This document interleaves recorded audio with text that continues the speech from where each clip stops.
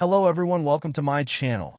In this quick tutorial, I'm going to show you how to silence unknown incoming calls on WhatsApp. It's really simple, so just follow along. First, open the WhatsApp app on your phone. Once you're in WhatsApp, tap the three-dot menu at the top right corner of the screen. A drop-down menu will appear. Select Settings from the list. Next, you'll see a list of settings. Scroll down and tap on Privacy. Then, on the Privacy screen, scroll down again and tap on Calls. Here, you'll see an option for Silence Unknown Callers. Simply turn on the toggle next to it. Once you enable this, calls from unknown numbers will be silenced, but they'll still show up in your call log. And that's it. Super easy, right?